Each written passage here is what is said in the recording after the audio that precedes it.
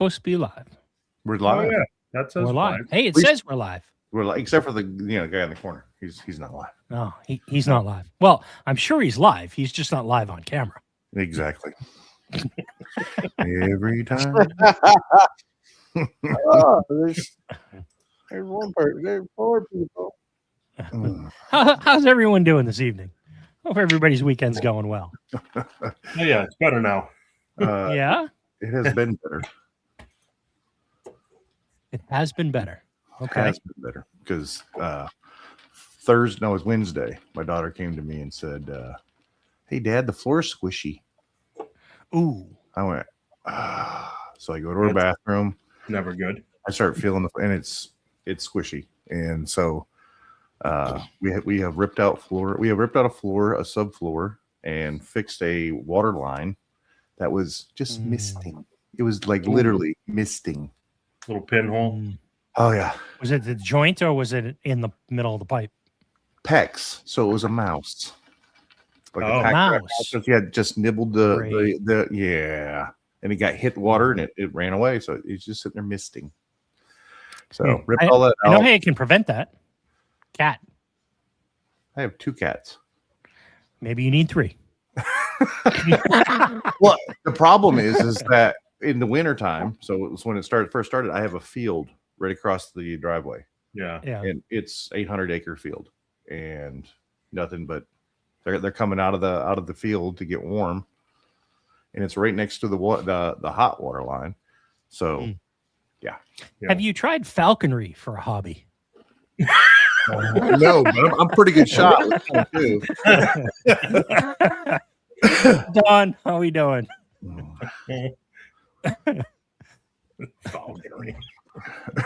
Falconry, man.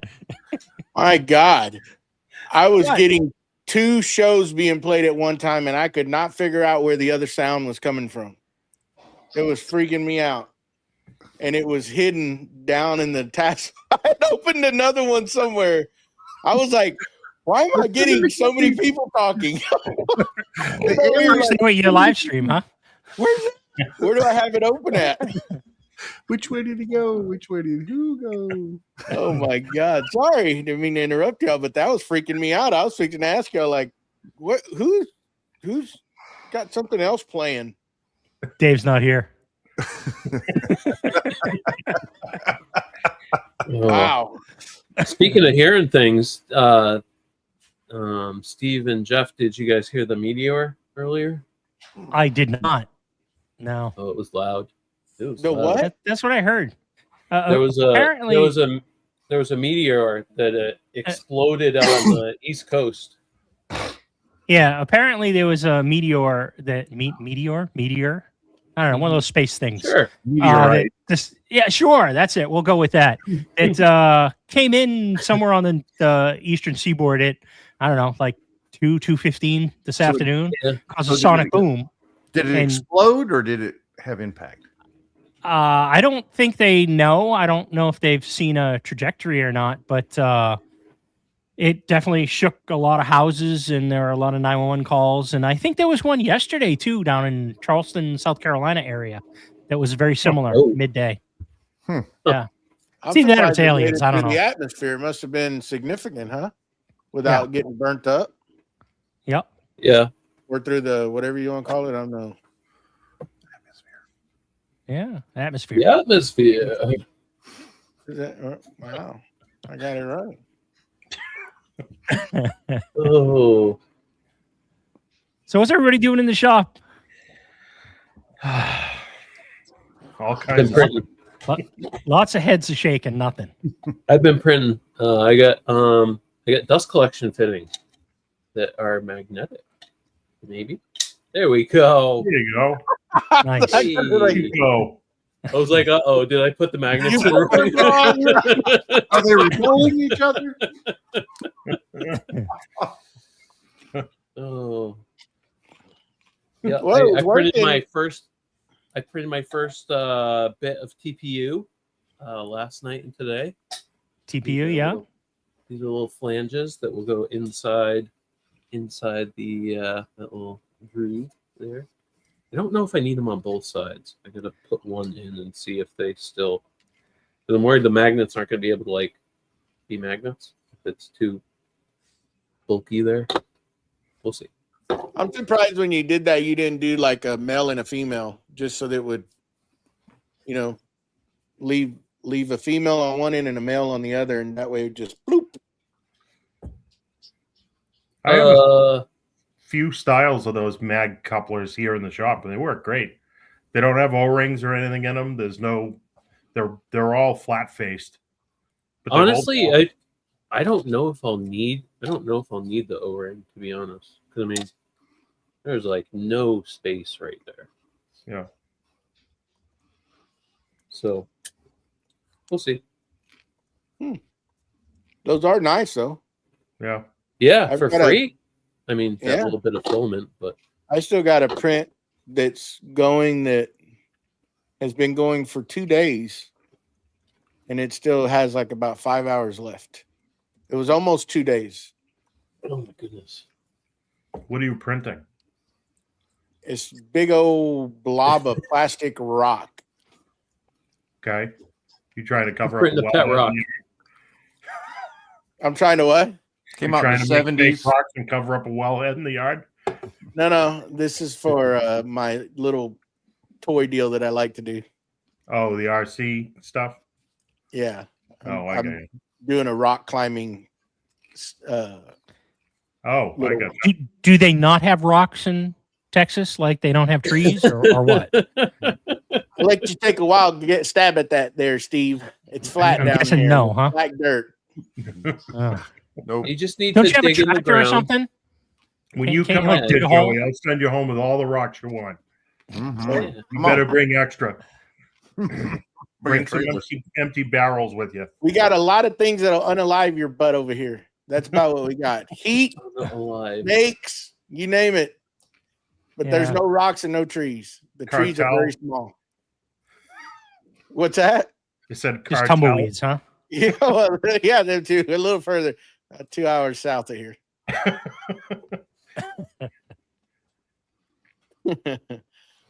Yeah, the rocks. You actually can drive up to. I mean, there's probably some around here somewhere, but you drive up to San Antonio area where the quarries are, and you can haul them in. Yeah. Or there's places you can go into town here in Corpus and get them. And it's not just out there, just walk around and get them like y'all can. Don't When get you no have ideas. all Don't get no ideas, Jeff. Don't get no ideas. That shipping I don't shipping want to might pay be the a little shipping. higher. That's the problem. Yeah. The next yeah, thing I know, I'll have a freight truck with a pallet.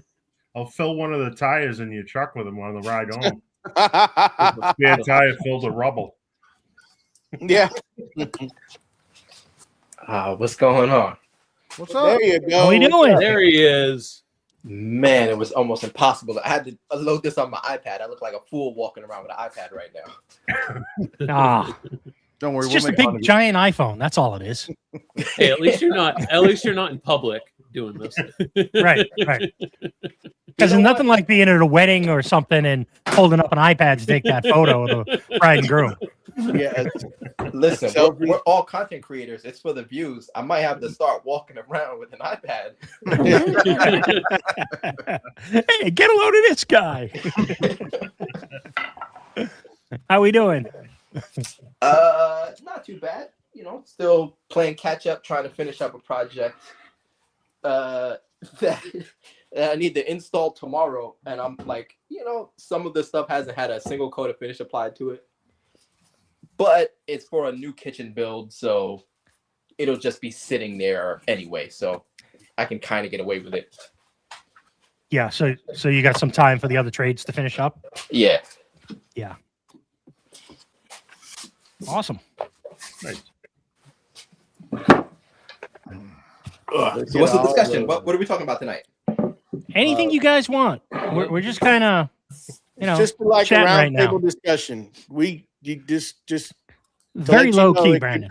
It could go off the rails. So It It's- tends to. There will be plenty of shiny object squirrel moments. All right, yeah. So I see a bunch Yeah. behind you. You can just get out of the way and let us admire that wall behind you. Be great. oh yeah. There we go. Boy. There, look Yeah. at that. This is the blue spruce wall. Oh. Nice. Wow. Nice. This is the woodpecker's wall. Ah, Oh, baby. nice. The festool wall. Oh. Now we're talking. The wood finish wall. And Oh, there you go. sandpaper. And there's a Milwaukee wall. But, you know, after seeing the other ones, this is kind of like whatever. Who cares about this one? See, I'm That's not great. the only one that has everything sectioned off, and it's got to have bling bling, and just Dude, we're crazy people. That's what they're not the yeah. problem. It's us. yeah. Yeah. I resemble that remark. Kind of Like, my wife is often like, do you need another one? I'm like, yeah. Sure. Always. Yeah, of course I do. But I'm running out of wall space. Yeah, build another wall. Add on to the barn. Make it Yeah, bigger barn. wall. Bigger shop. I needed it, of course. Just don't let Jeff give you suggestions about walls, because Oh, he's yeah. good at that. He's damn Yeah, good at that. Jeff is famous for letting us, talk for about 3 days about a process and what we're going to end up doing. Then he comes in at like the 11th hour with a complete rewrite of the plans and gives us suggestions I that we love didn't talk about. And I love you know, the way that Joey's already started construction and then Yeah. blow up the spot. And he throws a wrench in the middle of it. I wake up and I see this novel of a message, and I'm like, damn you, Jeff. Damn you. What if you took this beam down? yeah. Look, what if Maybe you you just think built the like 6 mezzanine more thing- walls? Dude, that's every client who tells me like, oh, I just have a quick, simple job. Never. It always turns into that. It's always like, oh, but how about do you think you could just add like columns? I'm like, no, where are we getting these columns from? Can we just raise the roof 10 feet? I saw this on Pinterest. Can you do that? Oh God, those are the worst. I mean, it's just a couple pieces of wallpaper. Right. Yeah. I saw a cutting board on there for $26. Can you do that? Buy it. Yeah, buy it. 100% buy it. Oh my goodness. Unbelievable. I haven't done much. I didn't do anything today. I was out and about all day. Yeah. I got How's the IVAC video going? I'm getting close to being done with that. Hopefully by tomorrow I'll have it almost finalized and Good. start doing transitions and all that. But just it's a lot of cutting, a lot of editing on that one. Now, this is the one that you reshot, or is this the other one? No, it's the one I reshot. Okay. I had to scratch the first one and redo it. So I'm hoping by the end of next week or this coming week, I'll be launching it. See what happens after I Awesome. get their approval. I got to send it off, get their approval first. Make sure I didn't miss something or just say something wrong in there like that's not true. I don't think so. I've gone over it many times. So, but again, they're gonna go through it and make sure before I set it out. So hopefully there's no revisions on it. Yep. That's awesome. So Can't wait to see it. Yeah. I want to see it all put together and up and running in the shop. And calm down, Steve. Calm down. Calm down. Calm down. Right now, it's just Christmas lights and blenders on top of a workbench. I mean, I gotta say though, I think that was probably the best explanation of how that all works in the simplest format. Yes. It was awesome. I mean, it really was. See this Milwaukee battery? That's my planer. Now, if I turn on my Milwaukee battery and the planer goes on, this gate opens. Oh, I want that system so bad. Different system. We're talking IVAC, the competition from the one you want from Grit. I'll take either or. I just Well, I don't can- want to fiddle with blast gates. Yeah. Then you need IVAC. Just saying. I mean, no, I'm not going to talk. Not talk throwing about bias another- in there. Yeah. Yeah. Dude, A you're little right. bit. I did the research on them. You know, I should have the right to speak my mind, which I will. I did the research, and the cost was one of the reasons why I went the way I did. Because if you have a big shop with a lot of big equipment, it's going to get very costly going the other way with grit automation. Just What- put How it many out. blast gates did you put in? I've got 12 blast gates going in. And when I did the figure, and I have the quote, it was around $625 a machine for grit versus around $200 for IVAC. So that's a big cost savings. Oh, yeah. You know, now there's going to be people that are going to say IVAC, you need power to run everything. Well, you do with the other system as well. So the other system's a little bit, cleaner on how they do it. But in order, just like Jack said, in order to keep costs down with the IVAC system, this is the way to go. Because you start implementing that other stuff, the cost is going to go up, which I like IVAC because it's affordable and you can put it in as you go. You don't have to completely install everything and buy expensive stuff. You can just implement a couple of pieces and build and add on to the system, which the other one you can, just to be fair, right? But the upfront cost to have it is significant to get started with the other brand versus IVAC. So to each their own. Everybody can make their own decision on it. But if I'm gonna put a video, I'm gonna be honest about what I found, and it's gonna be out in the video. So the only thing I don't mention is company names other than what I'm talking about. So there it is. That's fair. The 220 volt machines are the ones that get costly when you start putting that in because of the triggers. And That's the machines I need it for. So the way the IVAC system works, it's a Pro Tool Plus, which is it just clamps over your cord of your machine, and the triggers that they have are the Pro Tool Plus, what you want to call them. They work both on 120 volt and 220. It doesn't matter. All it's doing is registering a current flow through the cord. It's just an amp clamp, basically. What's that? It works like an amp clamp. It just measures impedance. I mean, for All it layman, needs to see is impedance. And then it sends a signal. It triggers a signal and turns everything on. Opens your gate and turns the dust collector on. Pretty straightforward system. So, I mean, the cost savings were there, and I could see where a massive production shop, it would be good for them because just the cost to put all that stuff in on top of all the dang piping, especially if you're going with metal pipe. Yeah. That's a cost within itself. Yep. There's a reason I still haven't installed the grit stuff I won last year. I can't. I know it's going to open up Pandora's box, and I'm like, I don't have that money. Well, I mean, had I taken that from the con, maybe a different story because, that's some of the costs. But when you're having to buy don't quote me on this, but it's over a $300 trigger. Yeah, they're up there. They're like $350, I think, for each trigger for each machine. Depends on your input. Yeah, they were big money. And then because if you're running 220 volts, you got to buy the proper trigger, which that raises the price.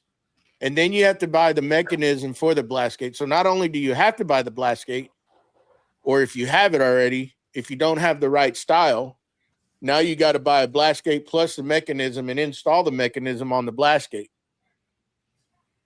Right?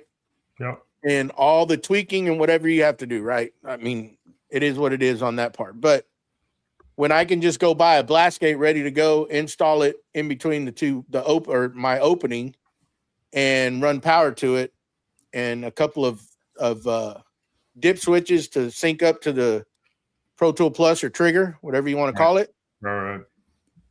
You're good to go.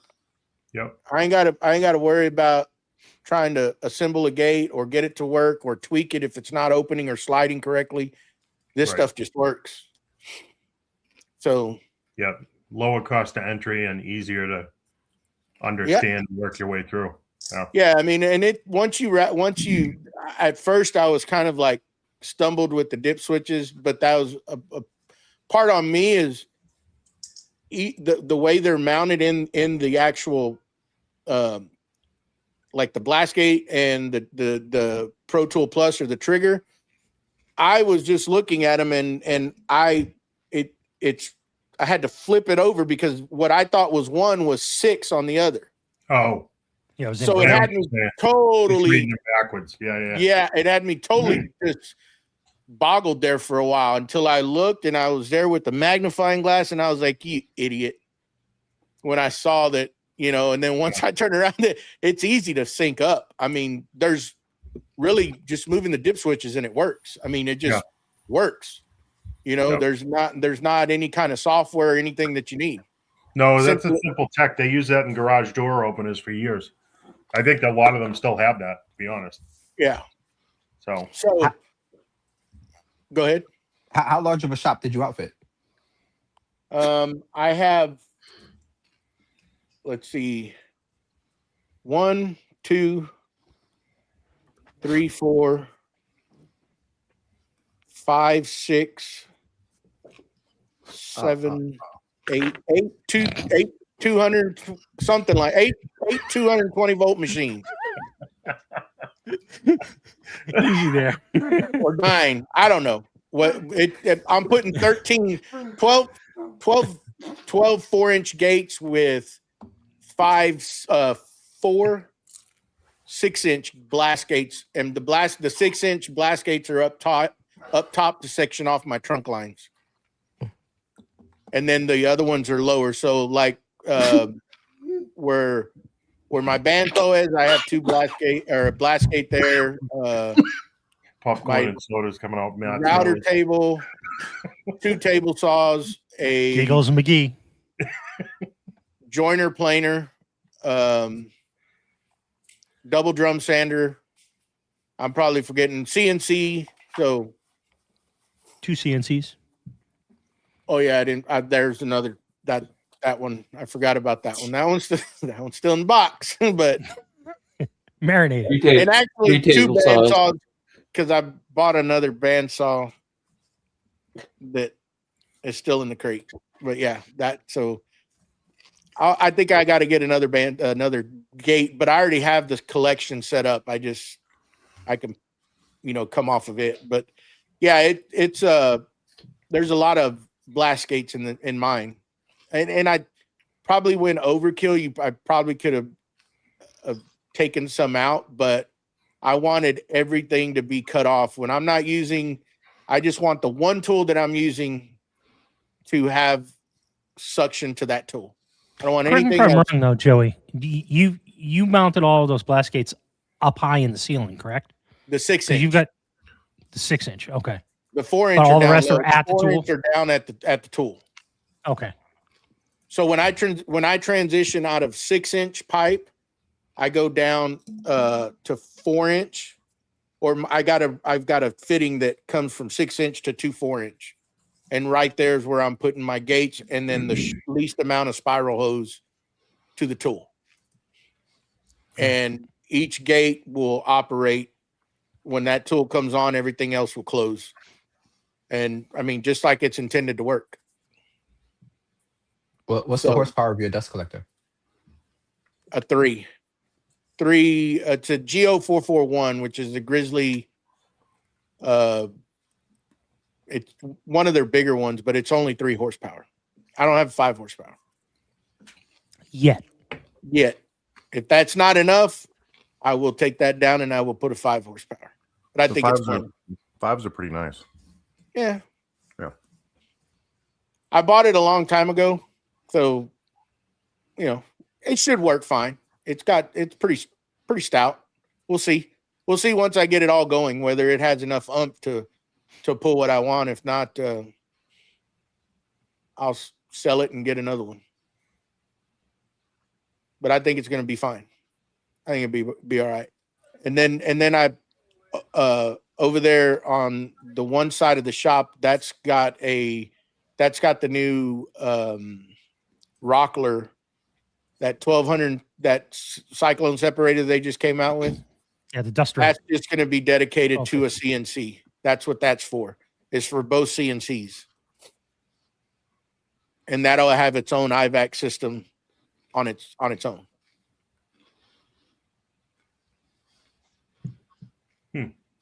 So when I gave you the blast gate count, that includes that over there. So, but that's on its own dust collector. The dust collector that I have, the big one, is going to be joiner, planer, bandsaws, router table, the 2 table saws, double drum sander. What else?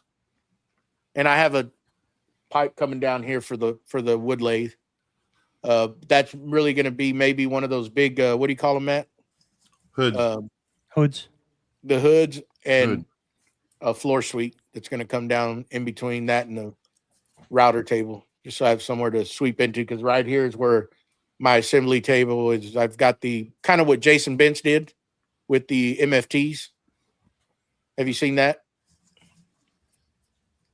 Not that I can recall. Okay. So it's just like 3 MFTs on top of a table, and they're just put together. And that's where I'll do all my assembly or cutting, whatever. What made you want to do the 3 MFTs We after just had owning a CNC and just making your own MFT tops? I got to ask. Well, Jeff, long story short, I didn't tell you about this. Is that what this is? I'd already bought the damn things and they were there, so I couldn't kind of go back off of that. So I had to You could always sell them. Put a for sale sign on them. just move forward. Nonsense. Nothing gets sold over here, Jeff.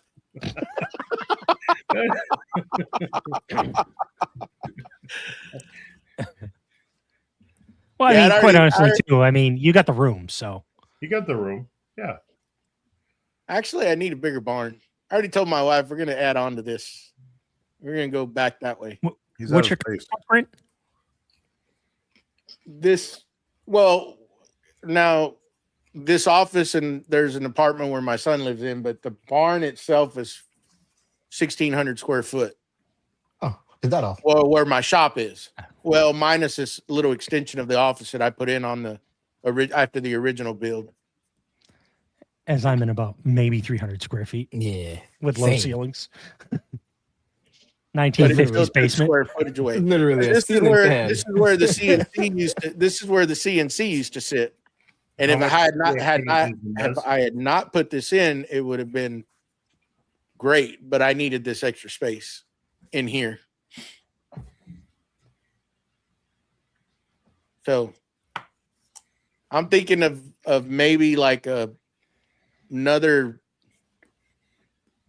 At least half of this barn is this barn is 40 by 80. So I'm thinking like a 40 by 50 added onto this Jeez. on Added the on. backside. On the Added backside. on the backside.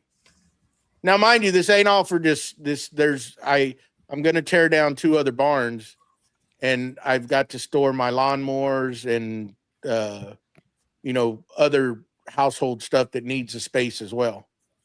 So that's going to kind of incorporate all that into one, because I was going to put another barn on the back of the property, and I'm like, why do that when I need more room in here? I might as well just add on to this one, kill 2 birds with 1 stone, get a little more space in here, plus have storage for all the other stuff.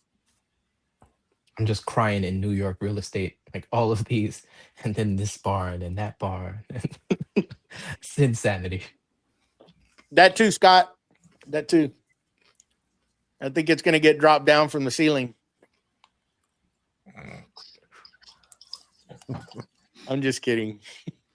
Is that from the 2nd story apartment? Hey, but that is a good spot for one of those up top.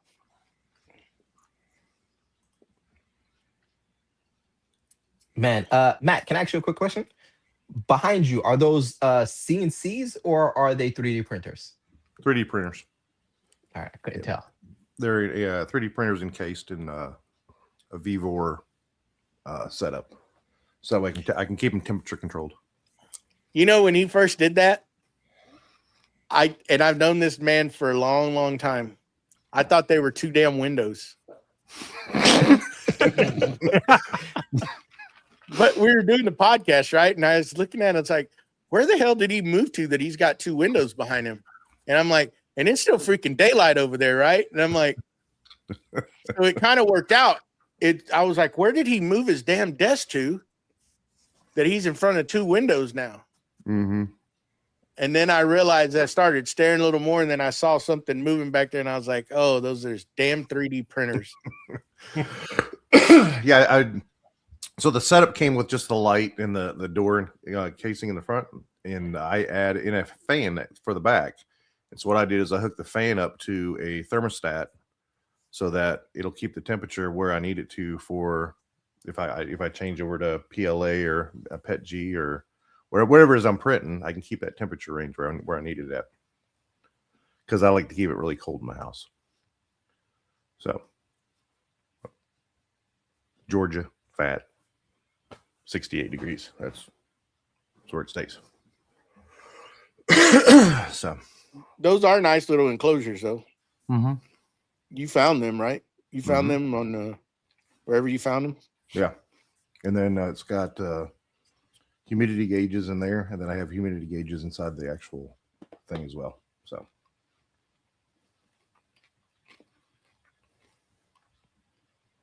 yeah. So what about anybody else? Mustache? Nothing? It's been a slow week for me in the shop. I haven't really done a whole heck of a lot. I still got that dust collector stuff that I got to finish up. Other than that, the only thing I got is I got a couple of LED lights for video that I've been kind of messing around with this week. It just came in at the beginning of the week, so hopefully I'm going to utilize those for some longer form stuff on YouTube. But are you that's it testing for that? me, really. Are you testing the dust collector as you go? I'm going to that. So I got the lights in order to get some light on the dust collector in the corner. Mm-hmm. So far I tested it with the dust right. I believe it's a 5-inch port that comes out, and then it comes with a Y adapter that takes the 5-inch to 2 4-inch. And at the moment, all I've done is I've tested the airflow through the 4-inch, one of the 4 inches, with the other one blocked with a blast gate. And I think off the top of my head, it clocked out to, I think it was like 635 CFM out of that. I'm curious what it is out of the actual 5-inch port. So just taking that Y out. So I'm gonna set the lights up and the camera and everything this week, and I'm gonna video that, and then I'm gonna kind of check as I add stuff on and get closer to the actual CNC where it's gonna be taking all that dust, and see what I guess corrugated hose, is that what that would call them, stretchy hose, what that's going to be. And then I'm going to take and reroute it, and I'm going to I got one of those plastic flexible ball joints that I'm going to see if I can mount on the ceiling in the middle above the CNC, and then see if that changes anything. And I'm going to tell you this. Don't be surprised if you don't get a good reading when you take that 4-inch Y off, because you got no static on that. Right. It's just wide open. Mm. Yeah, exactly. So the further you get away when you come down to smaller pipe, your readings may get better. Yeah. But it's good to test it so you can see how all that, if you portray that in your video, that's good information.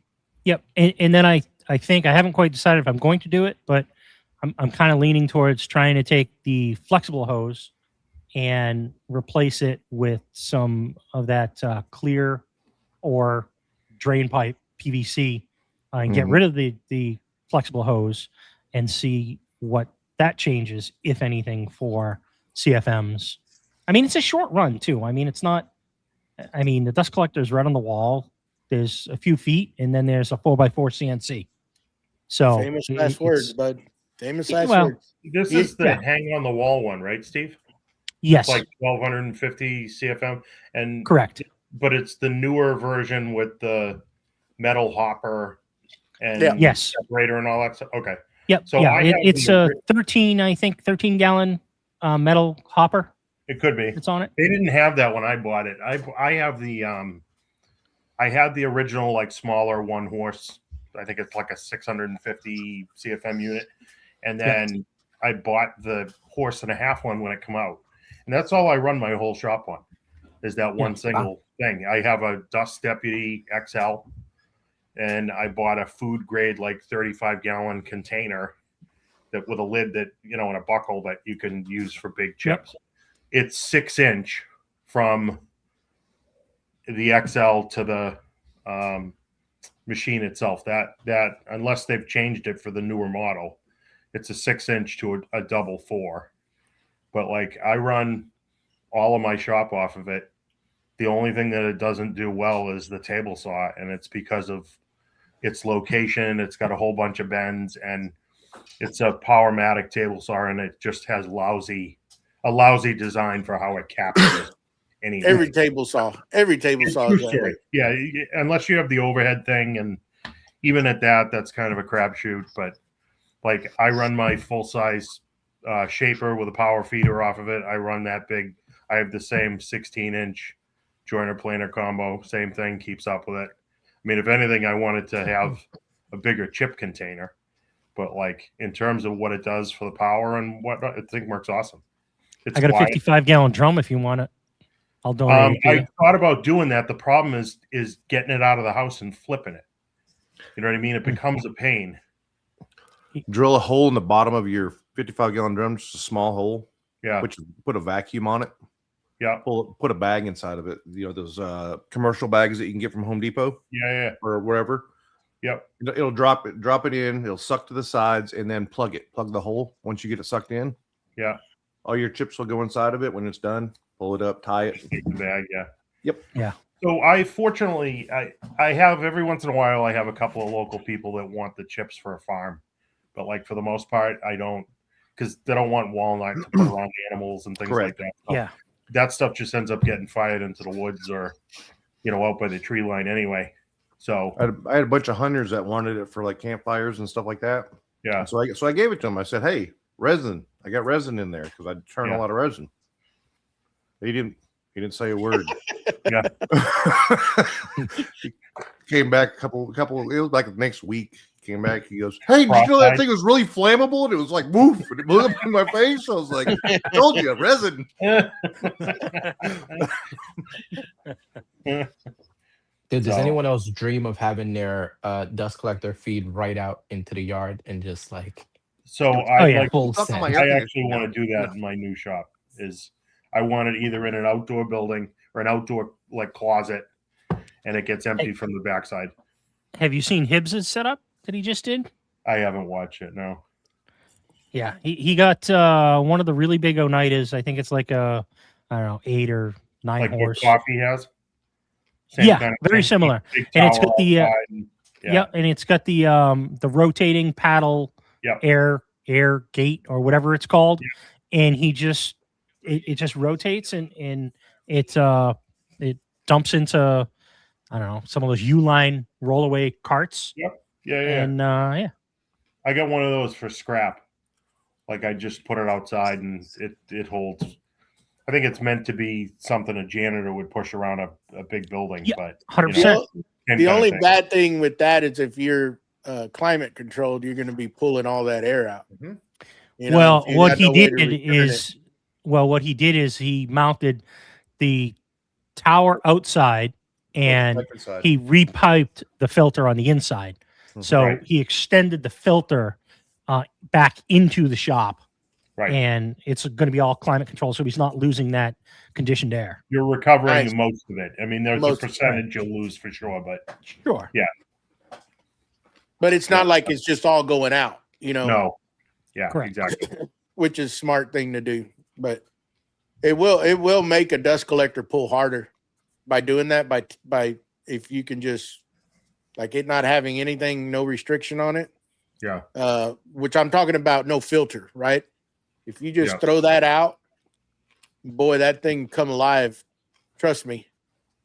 But if you're conditioned, not good. You'll be Yeah. trying to cool outside instead of inside.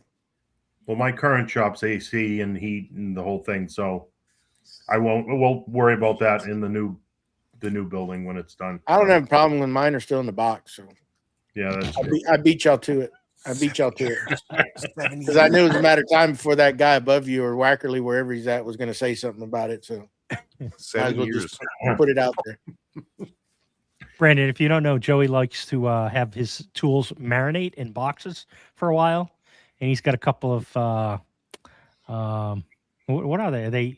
Are they Mr. Cools or are they something else that you've had for There's a wee I bit don't of know. time? I don't know, Like, but they're 24,000 BTU mini splits that I bought with the intention. I poured the pads outside and everything to put them in, and they just never got It has, put to, in. it has to acclimate to your shop. Like I get Right. it. I get it. It makes You sense. see, there's a guy that understands. Yep. They Boy, It's like Yeah, when you buy a new you fish put it for in the a wood aquarium; it's got floor. to acclimate. Exactly. Come on, we all deal with lumber. You know, you got to let it rest. Yeah. Like, I think it's acclimated so much that the writing has gone off the boxes. right. That's why you can't The tell you warranty's already expired.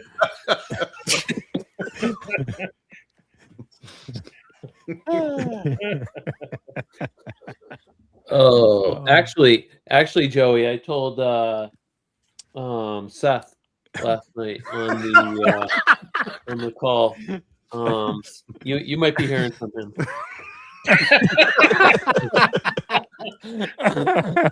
Oh, That's a good one, Victor.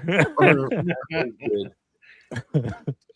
Yeah, you might be hearing from Seth. He's probably going to beat you getting his AC installed. Oh, everybody's gonna beat me. You never know. One day I could just come in and just be like, bloop, and they're right there on the wall. Yeah, I would have thought that would have been the first thing to put in the shop before the Actually, tools. down in Texas, man. Actually, Yeah. Actually, Before I'm the pissed tools, at the myself AC. right now because I'm sitting out there doing stuff with the couple of fans on me, and I'm like, why didn't I just put them damn things in when I did that wall earlier this year? It would have been 'Cause nothing. you like to complain. It would have You been like nothing. to complain. what's the poly market odds on like you installing it before GTA 6 come out? Like which one? Oh. happens Tough first? one. GTA I mean- 6 gonna come out, bud. Yeah, even though it's already been delayed 6 times. Yeah, we putting money on GTA 6. That's where we're going. Yeah. We're betting against Joey Yeah. every time. Oh yeah. Yeah. You know, at this point, I'm like, I don't know. You know, he's probably already got it Four installed, and he's sentences. just Four rolling with this joke. Started. You know, 4 sentences started. Couldn't finish one of them. I could just put a regular residential unit in this sumbitch and just call it good. You know, put a damn trunk right down the middle of it and let it rip. Yeah. Because you know Dude, those with ones the in the box ain't gonna work anymore. It probably ain't got Freon left. Copper done eroded out of that stuff. Come on. Gonna have to fly Mike out from North Carolina so he can get those recharged. Yeah.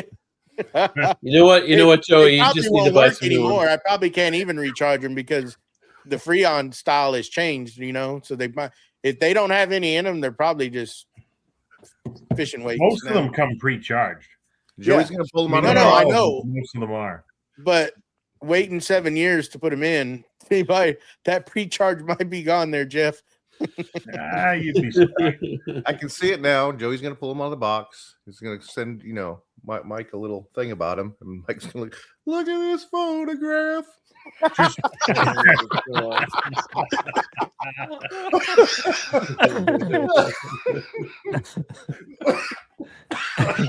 Friends like this, Joey.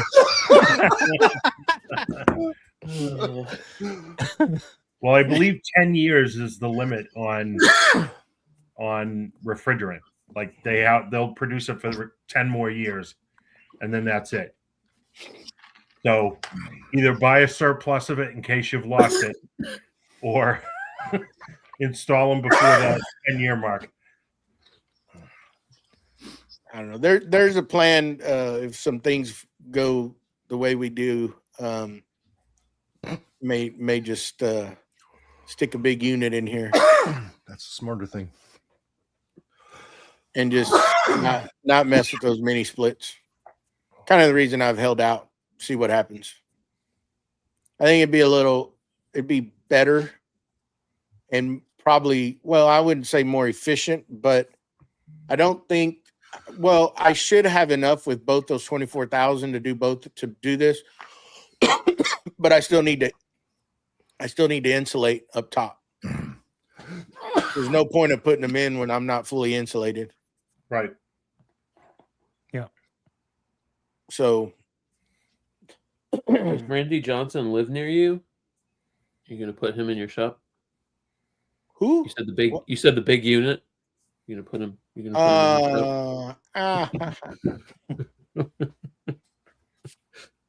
shop? No. No. Okay. Jeff, how's that shed build going? Did you I finish haven't that touched or? it. Nope, I haven't touched it. I still have to put gable ends on it. I have all the materials here. I got tied up between normal construction stuff, the ADU I'm doing, and a whole bunch of cabinet projects. And it just became secondary. Hopefully in the next few weeks we can get back to it and devote a whole pile of time to it. Because I'll be turning over the ADU job to sheetrock guys and painters and that kind of thing. So you know what's going Is to this- happen? You know, that's same kind of story I was told about my ACs. Things just come up and they get put on the back burner.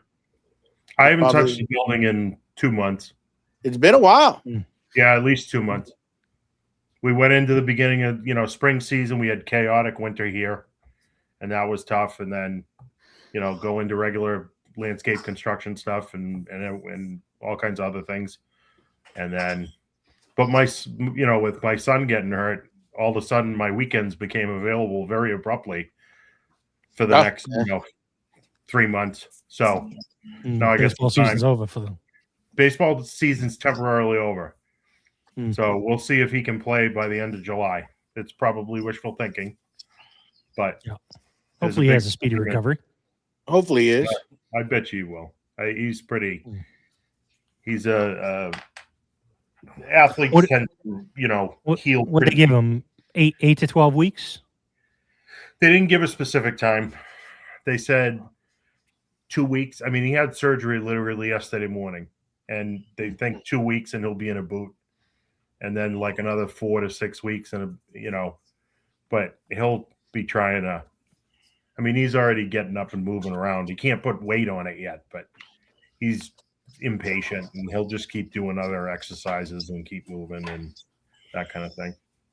So yeah, I mean, he's literally coming off of a back injury he's had for 3. And how old is he, Jeff? He's 13. He fractured.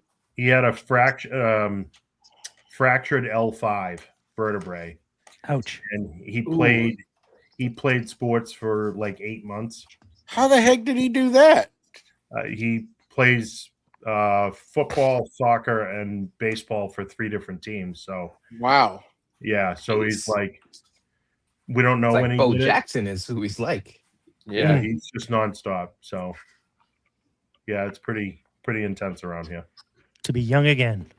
Yeah, Mhm. Dude, when Yeah. you're young, you're invincible. You just have you just keep running. Like you have momentum. yeah, Yep. oh yeah. So fingers crossed. I mean, we asked him point blank, like, hey, we have a tournament. It's 4th week of July. What are the chances he'll play? And they're like, well, it's unlikely, but we're not saying no. Like, it definitely could maybe happen. Everybody heals different, but young kids like that, they seem to heal quick as long as Oh, you yeah. don't push it and re-injure himself, Right. 'Cause it's Right. that's not just pretty serious injury. Yeah. Oh yeah. The ADU that you're doing, I assume that's for a client, not for you? No, it's for my parents. Oh, it's for your parents. For parents. Yeah, we're splitting up a split level house. So it's split level you've seen here in New England. I don't know if they use them in the rest of the US, but Northeast, that's pretty standard. See a split level home.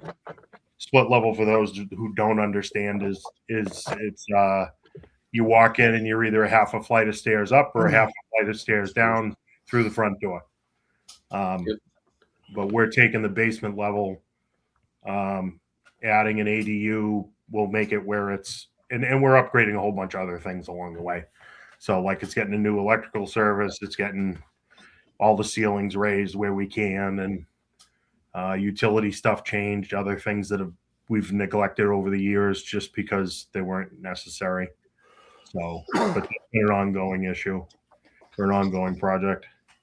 We didn't think we were going to have to break the floor to the extent that we did, because we ended up having to put a pump in. We were 3 inches short in terms of elevation to get the proper pitch through the whole basement. So pump and the whole thing in there, and so plenty of stuff to keep us busy. That's about what remodels. You just start finding things and want to do more things because it's to make it look right, and it just keeps going and going. It's a nasty snowball. Yeah, I mean, I don't do a ton of remodeling on purpose, but I will do it.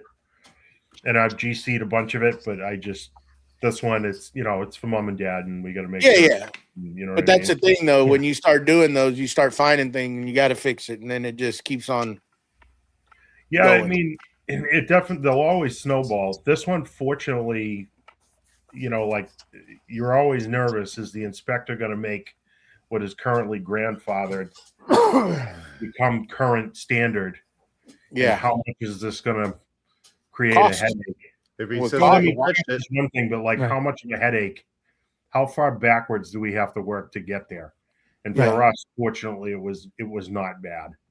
I don't know how it is in New Hampshire, but Massachusetts, once you start opening walls up and stuff, they'll make you make that current standard code. So you touch a stairway, you got to do correct stair tread depth and your height and everything. Yeah, so for us, it's like we had already done upgrades for central, like hardwired smokes and COs and stuff like that. That was a big one a number of years ago. Fortunately, they're not making me put a sprinkler system in. That's only for new construction. Electrical services got to get upgraded. In a residential house, sprinkler system? Really? Oh, yeah. Wow. And in some cases, the more expensive option, but the smarter option is a dry system, because you don't want water leaks potentially. Well, yeah. But at especially the same time, up here too, because it gets cold and it'll freeze. Right, because it'll freeze. But I've also seen that blow up in a commercial setting. Like I worked for a big company in Massachusetts, and we had a vacant building next to us for a couple of years. And all of a sudden we come in one morning and there is like thousands of gallons of water rolling out of the garage doors of this car dealership. And what had happened was, it wasn't a frozen pipe. It's, for those who don't know, with a dry system, they're using air pressure to hold back the water in the sprinkler lines. And over time, over 2 years, the air pressure had dropped and it opened the floodgate. And then it just started pumping and pumping and pumping. And I mean, there was like 2 feet of water in the garage door of this dealership when the fire department raised the door to try and figure out what was going on. Like, I couldn't even imagine how many gallons of water they paid for because of that. You know what I mean? So you can either have live charged lines that are loaded with water in a house. And let's say you got a kid who wants to throw the basketball in his bedroom at the ceiling and breaks a sprinkler head off. Well, that's a bad day. Worst case scenario, right? Like, or Matt with a hammer. Right? I did it. Yeah. So dry system is what you want, but you can't always get away with that. Fortunately, we didn't have to deal with that. But yeah, like that's one thing that could happen. That's insane, because that's, I mean, that I know of, that's not anything down here, but it's prevalent up here. But they Well, had me doing insane things is when insane is when the fire department mandates that you put in a sprinkler system in a data center over hundreds and hundreds of thousands of dollars worth of switches and Yeah. routers and servers, and you say, but we want to use, well, it's not Halon anymore, but Right. FM 200 or whatever the Dry chem or current something, standard yeah. is, Yeah. was dry chemical for that, and they go, nope, you got to have water. So what you're telling us is if it fails, we're throwing out millions of dollars worth of equipment. Yeah, we want to Just- get electrocuted when we come in here to fight the fire as well. Yeah, You know. yeah, exactly. Yeah, yeah, It's a new hairstyle among friends. that's smart. Yeah. I'm surprised that they wouldn't fight him back and say, no, we're not going to do that. Why? If we have a fire, it could be, taken care of, but we can still keep on operating and not ruin millions of dollars of of electronics, because that's potentially what's going to happen, because it's going to all go off. Mhm. Right. Yep. I mean, I'm not familiar with fire systems, but I'm pretty sure if one blast, it's going right. Or just, Yeah. Yeah, there's no forgiveness. It's not supposed to. No. Yeah. Especially, Wow. you hit it with a hammer. I'm telling you, comes right off, and shoots right across the room. I'm telling you, water doesn't stop. what did you feel like in that moment when you swung at it and water hit you? A little Well, flash first of all, dance. I was irritated because everyone else was like, I think that's live. I was like, no, there's no way this is live. This is stupid. Be in a cure room that's full of water to have a sprinkler system. There's no way. Bam, smash, boom. Things went flying. Water went in. You ran to the front. Call the fire department. Well, I don't think I need to. I think you do. Somebody's got to shut this system off. Yeah. And then I had to have a guy standing outside, fire watch. Yeah. Ridiculous. It was a learning experience. Yeah, Yep. you only do that once, huh? Once. Just once. Was that all brass? Like what you did? Was it brass or pipe? What was it? It was steel.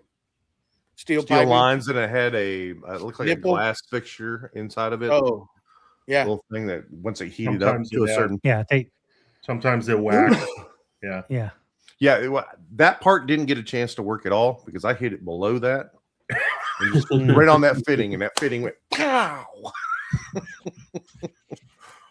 So resi piping here in New England, we use it's like a CPVC pipe that's bright orange, and they are awful looking.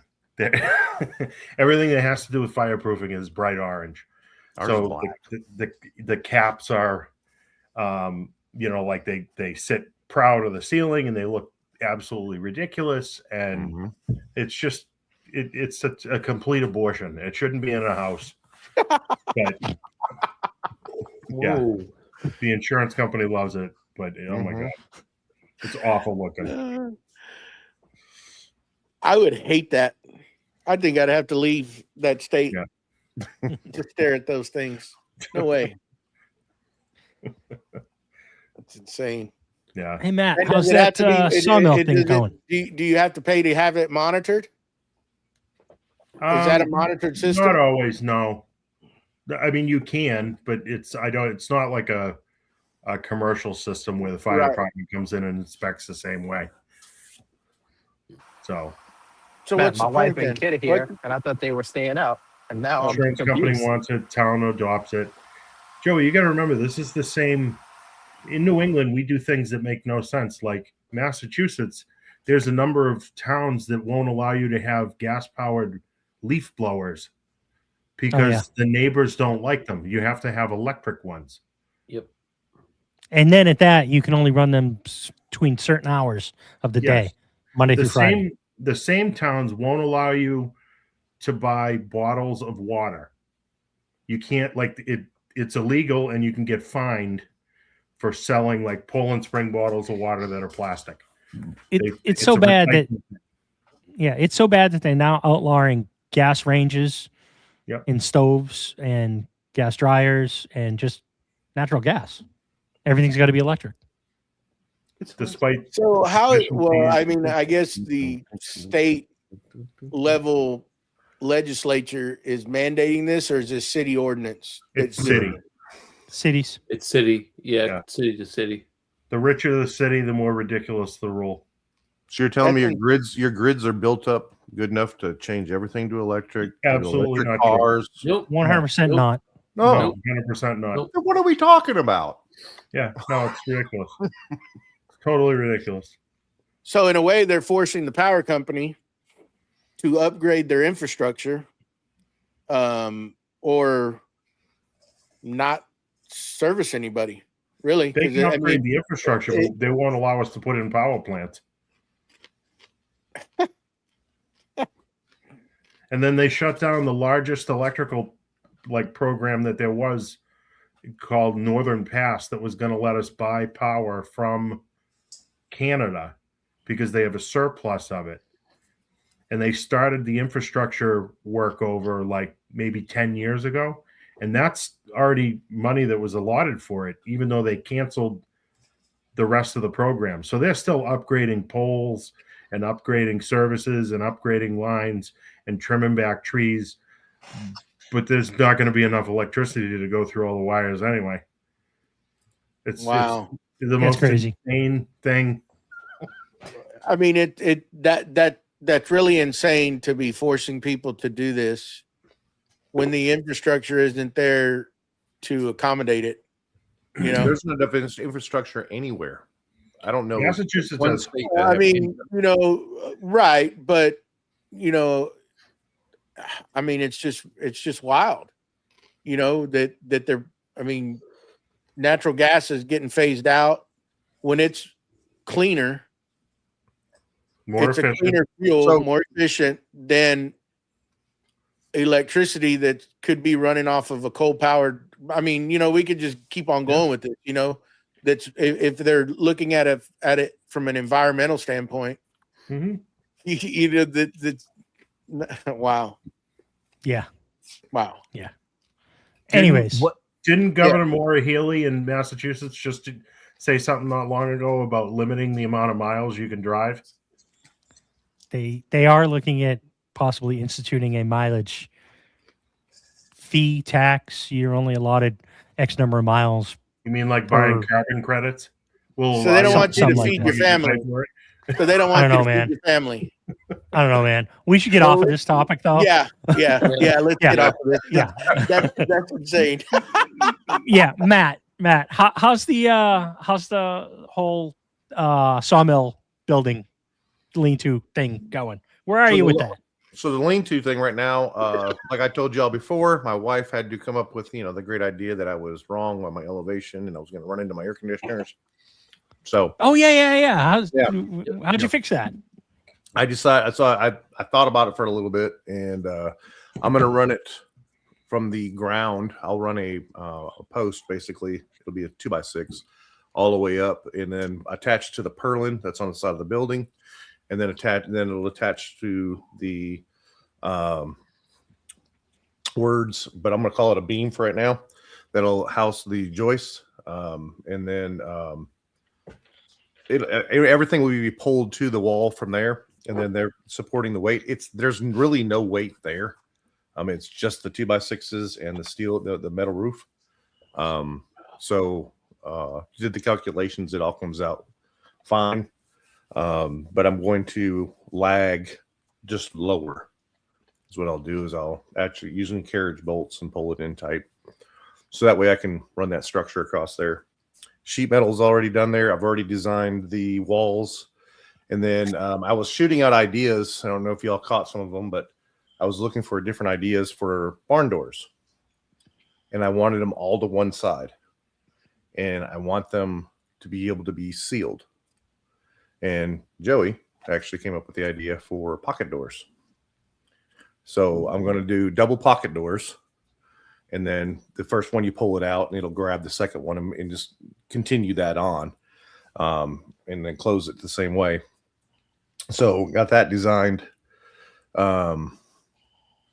Everything is designed, ready to go. If it ever quit raining here in Georgia, Just for, I mean, just for like 3 days. That's what I need, because I needed to dry out the pad because it's saturated, and then be able to have a day to get everything prepped. Because I'm going to move it over 1 more foot. It'll be 21 by, instead of 20, it'll be 21 by 16. And then I'll be able to get that done, and that'll be a place for storage and metal shop. So all my metal stuff will go into there, pulling it all out of the shop now. I mean, it seems like, you have a 20 by 48 shop or a 28 by 40 shop, and you think that's a lot of space. But once you start packing stuff into it, it's like, excuse me. Yeah. Yeah. So, and especially when there's other things that have been packed into it, like generators and bicycles and all sorts of stuff. That's just got to go out there. Welders, plasma cutters, all that kind of stuff is going to go out in there and take care of that and get that space opened up. And then from there, we should be looking at either, I think it's next week. We'll sign the paperwork, but tractor will be coming in and be able to start moving some stuff around. And I'm going to set the spaces for the pole barn, and be able to we'll build that out, get it dried in. Sawmill will go inside of it, so I can start doing the build on the sawmill. And it also has the extension on it, so I should be able to do up to 20 feet, is what I think it is. Nice. Overall, and set up all the bunks for that. And I don't know if you guys, I'm sure you don't watch, but Woodland Mills and just came out with a hydraulic, so it goes to all portable sawmills, because all the basically the rails are exactly the same for all the mills. Yeah. So, and then they have a hydraulic system, so it's got the log turner, it's got the lift capability, it's got the stops, automated dogs, it's all there. That's awesome. Yeah. So I'll be able to do that. And then I just got yesterday. Is there a drive system for the saw head itself, or you just have to manually push it still? Name's So- Matt Wackerly.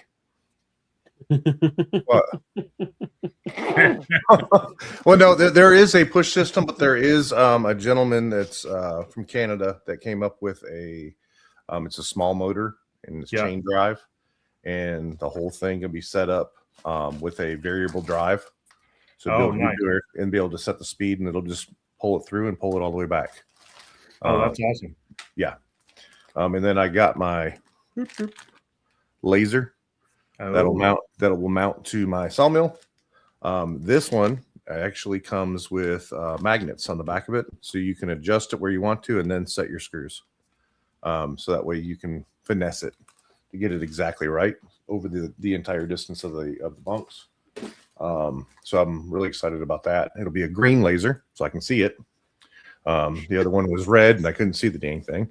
So it's hard. If you don't know, he's colorblind. I So am. Yeah. So when you're cutting brown stuff and you're shooting a red laser, it's the same color. It doesn't help you. So this one's green. It works out better in the daylight as well. So got that in yesterday, and so really excited about getting that. So that's kind of where I'm at. All the materials are sitting here, ready to go. And the mill's sitting there too, or is that Still in the crate. still in the crate? Yep, the crate and the Attaboy. extension. So, yep. Marinating. I am not pulling that thing out because there's just too many pieces. What's the power plant for the sawmill? What is Just a the little gas engine? gas motor? 19 horse, I think it is. Oh, nice. Little Honda. Cool. Yeah. Nice. So he needs to hurry up so I can get some wood sent to me from Georgia. the first thing I'm gonna do is I was gonna send a picture, and I haven't done it yet, and I will. But we have an oak tree out here. It's probably 12 diameter. It's huge. I mean, so I can put my arms all the way across it, and it's like I'm not even trying. But they have some limbs that have come off from it that are still hanging to the side of it, and they're probably about 3 to 4 foot in diameter. So those will probably be some of the first things I'm going to cut. And I'll cut what I can off from it, get them straight and straight as I can. And I'm really looking forward to drying some of that out. And there's a new method. Well, it's not new. It's new to me. method about sawmilling. I've been following a lot of Alabama hobby hardwoods, and he does a jelly roll. That's what he calls it, the jelly roll. And basically, it's you put it into an octagon, and then you're cutting shape wise the log, and then you cut it in quarters, and then you flip your quarters, and then you can actually cut it all of it, 90% of it quarter sawn. Huh. And the fleck that just comes off that is just beautiful. Beautiful. Interesting. So Interesting. Looking forward to seeing it, man. me Yeah. too. It's gonna take me some time, but it's you know, you don't realize that you're not 25 anymore. You think it, and your brain thinks you are, and your Yeah. body Yeah. goes, "Watch this." Hold my Diet Coke. Yeah. So, but that's about it there. Trying. Just needs to Yeah. quit raining. Eventually, it will. Yeah. Well, I mean, it didn't rain for what I think we had like almost 2 months where it didn't rain at all, and we lost a lot. But and now it's Yeah, we get all your rain. yeah. Well, now we're getting it all because they're like, watch this, we're gonna make it up for it in all these days right here. Hey, Parts of New England are getting snow this weekend. It snowed on Mount Washington this morning. It did. Like I saw several that inches. video. Yeah, I saw Yeah. that kid Yeah. up on top. They weren't even all the way at the top. They were like at the 4,000 foot mark. Was it one of y'all that told me it was going to be in the 30s where y'all were at? Yeah. Yeah. That's Yeah. wild. Yeah. Really? And it would be 70 they- like the next day. Yeah. They said above 3,200 feet in New England, a lot of the areas were going to get snow. And Mount Washington peaks out at like 6,200 and change. Yeah. And they were expecting anywhere between 2 and 6 inches of snow on Mount Washington, which is a problem because that whole area, it's called the presidential range. And this time of the year, there's tons of hikers in that area. And they, anybody who's from around here or is into hiking and has hiked Mount Washington, they know that it can snow any day of the year. It doesn't matter. They've had snow in, middle of July.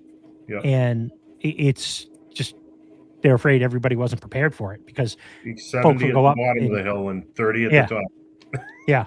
And it'll, they'll do a couple day hike across those. So, Yeah. but anyways, so Brandon, you got a pretty big project coming up in Maine. What's that all about? We do. We call it the main event, right? Right. Okay. And it's like the main woodworking event. We basically had gone to all the conventions, the workbench cons, the makers camps, all that stuff. And when you do a lot of live streams and all of these things, like you always have people asking you about the conventions and all of those gatherings. And a lot of people in like our community were like, "Oh man, I'd love to go to one of those things." And I'm like, "Dude, you could just buy a ticket, right? Like there's no requirement. Like you could just go, right?" And they're like, "Yeah, but it's not. That's for you. It's not for me though." Like, and a lot of people like were giving that kind of feedback. And then me and one of my partners were just like, we could just throw one. Like we could just do it. Like make a woodworking show just for like woodworkers, like just for regular people. And we reached out to every brand and connection that we had any kind of relationship with. And last year was the first year. And when you throw something small, you're like, man, I hope it's not just like the six of us. I hope people aren't mad that they're at my barbecue right now because this is just us. So we set our expectations small for the first year, and we were hoping for 100 people. And we made sure we told everybody, like Lee Nielsen was there, Shaper was there. We're like, look, might be 100 people. That's what we're hoping for, right? Like that's our goal. We ended with 200 tickets sold, so like we exceeded our expectations. So like no one was upset. We expanded it to 2 days this year, so it's August 8th and 9th. And there's twice as many presenters. We have a lot of bigger name, like Michael Alm will be there. Sayasi Design will be there, like a lot of bigger presenters and names and tons more things to do. So it's gathering for hanging out with other woodworkers, getting some hands-on training, maybe trying out a tool that you haven't been able to try out before, and just camaraderie, right? Like nothing really helps grow the community like going to one of these type of events where you really get to like solidify relationships. And when and where? It's Date? August 8th and 9th in Scarborough, Maine. On our website, themainwoodworkingevent.com, Maine with an E, there's a hotel block that's pretty discounted. And in that area of Maine, during that time of year, it's a really vacation-y town, so it gets pretty expensive. So we like tell people like if you're sure you're gonna go, use the hotel block while there's still capacity, because it's gonna jump. We priced the tickets super cheap because one of the other qualms was like, no, WorkbenchCon was like a $2,000 to $3,000 weekend. Like it was, Oh yeah. it got pricey.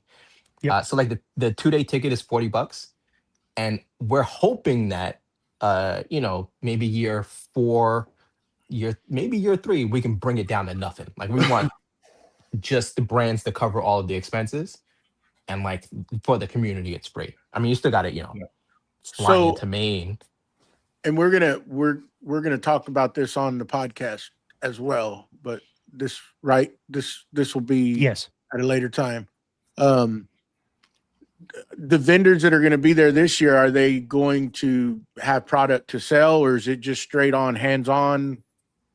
So a mixture of both, right? So, Carbon Method will be Carbon Method is our title sponsor this year.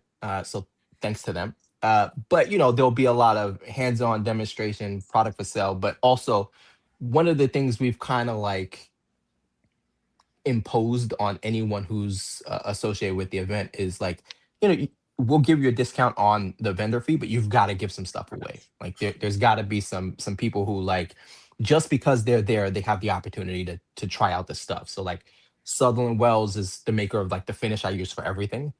And they give out tons and tons of finish. Like they really just want you to try it. Boss Dog will be there, and Nick gives away as much product as he can because once you try his glue, Mm-hmm. you're in. Yeah, that's So, right. like- The first one's free. Oh yeah. Yeah. Last year, Lee Nielsen gave away a hand plane. Bad X gave away a dovetail saw, right? So like we make sure like you can try it. Ashley Piper will be doing a demonstration about traditional chair leg joinery and things like that. So like that'll be using Bad X saws, and a lot of that stuff is just like interoperated. But yeah, so most of it is you will be able to try everything. If there's there will be. At the Total Boat booth, you'll be trying Total Boat stuff. You may or may not be able to buy something, but you definitely will get to try out everything. Hey, well, hell, even if you get a discount leaving that show to where you can order product from them or something, I mean, everything is, Mhm. those are all good products. Hell, Steve made us give away 2 Lee Nielsen's last quarter to our Yeah. Patreon members. Did you hear about that? And they didn't even come from his own collection. No, No. Steve No, He they- probably had 4 or 5 of them. I mean, Steve I is a told very the shipping influ- label should have came to me, but it just didn't for some reason. It's a funny joke because Steve is very good at helping you spend your money. If you don't know that, he's very, Love very spending other persuasive. people's money. Yeah, Link in the Very- bio. very, very. just so you know, and we were gonna do a Patreon giveaway for our supporters, and we were looking at other stuff, and he's like, "Well, if you're gonna spend that kind of money, you might as well just get Lee Nielsen." And while you're gonna do one, let's just do 2. You just kind of just finesse that in there. And the next thing you know, we're giving away 2 Lee Nielsen hand planes to our Patreon members. Mhm. Nah, that's so good. There's nothing better than, the only thing better than getting a quality tool is getting it for free. So Yeah, congratulations to whoever won that. he started me down my whole. He was very influential about hand planes, and he's a very bad man when it comes to that. Bad for your Man, bank in a account. good way. In a and a good good way. I mean, There's just something, I don't know. It's like woodworker satisfying when you get like a quality hand tool and you don't have to worry about, is it square, is it set, is it what, like you can just pull a shave. Like the moment you get it, you can just pull a shaving and know like this is what it's supposed to be. I mean, I'll tell you this. Back in the day, I got frustrated with I bought one, didn't know much about it, and I threw that thing aside and never touched another one until I got a quality hand plane. And then that was like, whoa, this is what it's like. Where's it at now? In a box. Doesn't matter where it's at in a now, box. Matt. Does not matter where it's at. I'm trying to tell a story here. Damn it. I'm trying to help you. Trying to get It's in a details. very well protected. We're Stephen spot in my King in this shop. thing. We're getting some details into it. Come on. Go ahead, Joey. No, that's it. I just, it was a real good, when you get a quality tool and it works the way it is, then it just gives you a whole another perspective with hand planing and hand tools, Yeah, because one of the hardest parts about getting started is like not knowing if the problem is you or the tool or some mixture of both. And like, hand planes are like a rite of passage. But if you don't know how to sharpen yet, and you don't know how to set a hand plane, and you don't know what the skew is, and you don't know, and it just adds layers of obscurity to where it's like, well, never mind. Like, Yeah. I guess I can't do this. Yeah, But I think you gotta that's one of the start biggest somewhere, problems. And one Yeah. thing is just real quick. I'm sorry.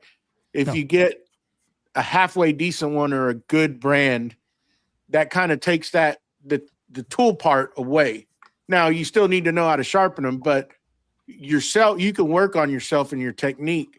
But if you have the tool fighting you and you don't really know, then you're just not going to do it. You're going to get frustrated really quick, like I did, and just I'm not messing with that. Yeah, I think this is one of those spots where the philosophy of buy once, cry once really comes into play with a quality hand plane. And I mean, you can spend a little bit or an insane amount on a hand plane. And I think the real difference is when you're just getting going, it's, in my opinion, a little bit better to wait a little bit and save up a little bit of that extra money and buy a slightly better one and have that attitude of buy once, cry once, because it is going to really reduce your frustrations in trying to learn how to use that. Because, I mean, I've said it before, I am a huge fan of Lee Nielsen tools, and I believe that they are one of the best affordable hand planes out there. I mean, you can spend silly money on, thousands of dollars on just a single plane, which is still insane, but awesome at the same time. But when you start with a quality hand plane like Lee Nielsen or like Veritas, those are just two examples. There are others out there. When you take it out of the box and you can start using it right away, I think that is so much better than going to the local big box store, whether it be blue or orange or red or whatever it is, and buying a $30 or $40 or $50 plane and taking it home, and you're just going to be frustrated because it is not set up, and it's not finished off of the machining process. You have to spend a fair amount of time in order to get that to the point where, like a Lee Nielsen or a Veritas out of the box will be at the same point. So with hand planes, I truly believe that buy once, cry once, wait a little while, spend a little bit more. It will drastically increase your ability to use it and function and not be frustrated. Because I think that's one of the biggest things that happens is we're trying to learn how to use the hand plane, and it's the first time we get one. And if it's not tuned to work decently, you're going to get frustrated with it and say, this thing doesn't cut. I don't know what I'm doing. I don't know how to make it work. And you just throw it aside and you say hand tools are awful. I never want to use them again. I'm just going to go use my power tools. Yeah, I mean that comes the same with anything. 'Cause, I mean, me with the bandsaw, I hated it. I hated that bandsaw until I learned how to set it up.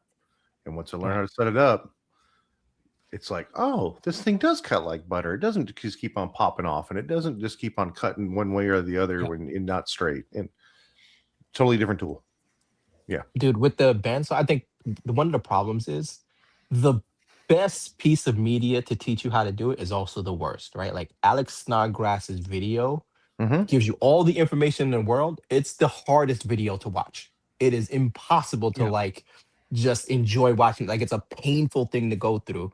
And someone needs to give a like up to date, more like straightforward communication wise, because it is he's a genius. He knows what he's doing. But I just hated watching that. I couldn't do it. So what I did is I sat there when I did mine, and I had his video sitting right there, and I kept pausing. I did the same thing. And I had to do this. Pause. Yeah. Pause. Play. What? Back up. Mhm. What are See, you I talking didn't about? I didn't watch that video.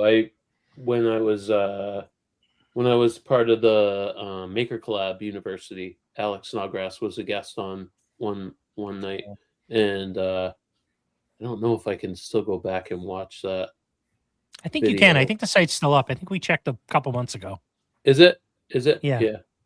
I'll have to check with Christy if she knows if they're gonna take that down. But yeah, Alex was awesome with some of the tips and tricks and stuff that he gave us on that night. Okay, he's the guy. There's no Yep. there's no other person. When everybody's like, "Oh, you got a bandsaw," everyone knows immediately Snodgrass is the guy. Yep. It is just painful watching that video. It's- Needs to it's- be it is updated. n- Yeah. It is not fun. Yeah. Well, he was And it's great the when he video was at from like 8 years Workbench ago. It's not a new video. It's not like No. What was that, Steve? yeah. He was great. I at was going to say he Work- was at Workbench Con the last year that they had it. I don't know. He might have been there the year before too, but he went through a lot of that setup in that class. Do we think Workbench Con is coming back? Like, I No. don't know if anyone No. has any directive. No. Yeah, like I don't think so. But they, No, they keep saying like, oh, it's just on break, but like, it's cooked. I think it's cooked. Its time I- has come and gone.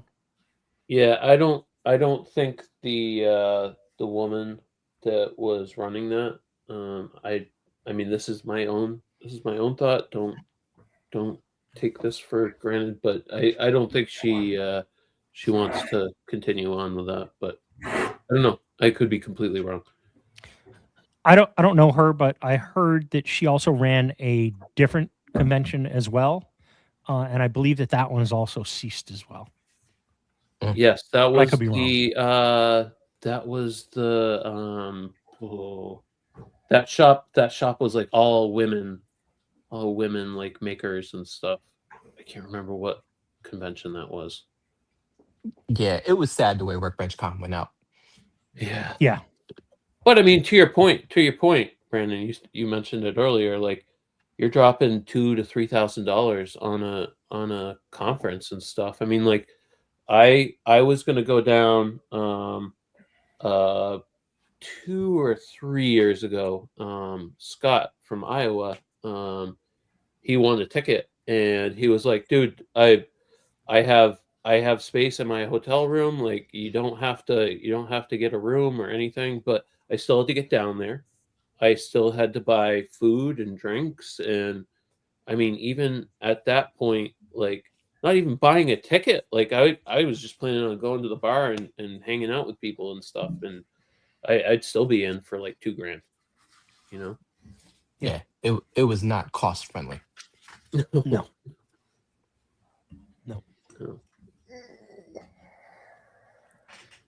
Hopefully, some of the other events will take its place. I think the content creator stuff is changed enough in the last couple of years that there are other things like the VidCon.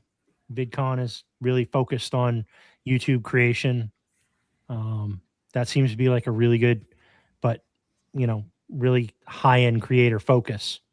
Mhm. So then you got Workbench Con and Maker Camp. Maker Camp. Your And I mean, event. don't The Texas anyone- Woodworking Festival is also Texas a Woodworking, pretty yep. big one. I I mean, think for last anyone, year. Sorry, go ahead, Matt. I was just gonna say for anyone like in the Northeast, or if you want to travel, like the where Maker Camp is, Blackthorn. Blackthorn. At the Blackthorn Resort, there's not just Maker Camp. Like they have the Hammer In, there's There's classes all events. year. Yeah, all Yeah, year. there's Yeah. events through the whole year and stuff. And I mean, in the wintertime, Austin will do there was a leather class with what's his name from Dedham? I'm drawing a blank on his name for some reason. Lucas. Nope. Bob.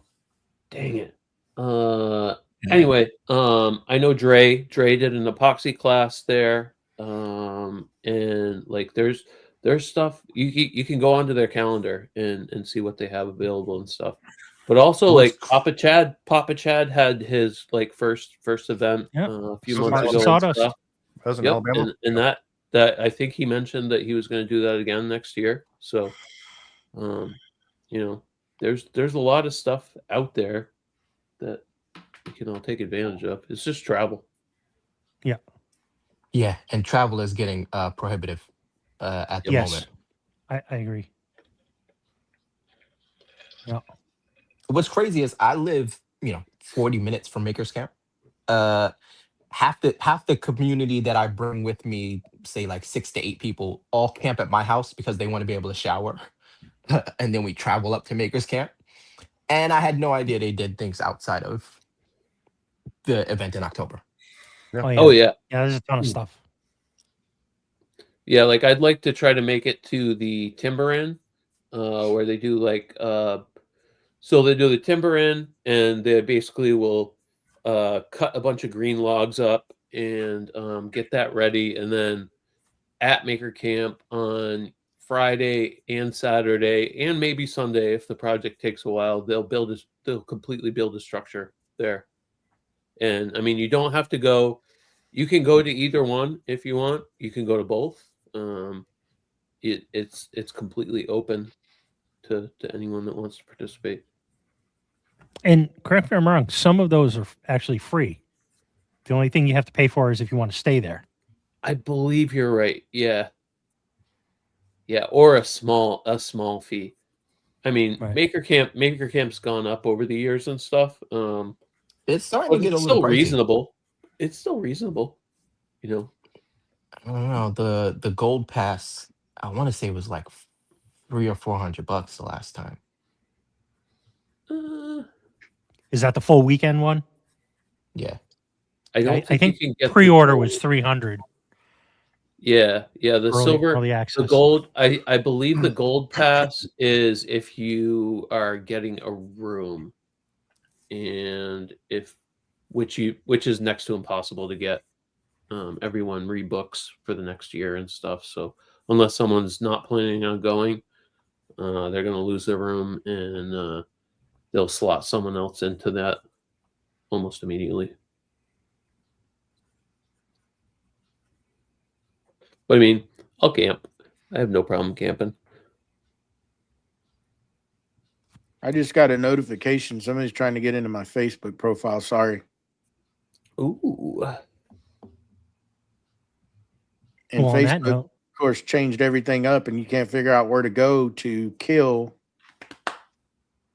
Anyhow, we're ready to. I gotta look. Yeah, at let's this. wrap this up. on that note, we should probably put a bow on this. Mm-hmm. All right, everyone. We'll see y'all tomorrow Bye-bye. on the podcast show, and we're out of here. Bye It's bye. good to meet all of you guys. Don't Yeah, go nowhere. hang Don't go out. nowhere. Don't go anywhere. Hang out.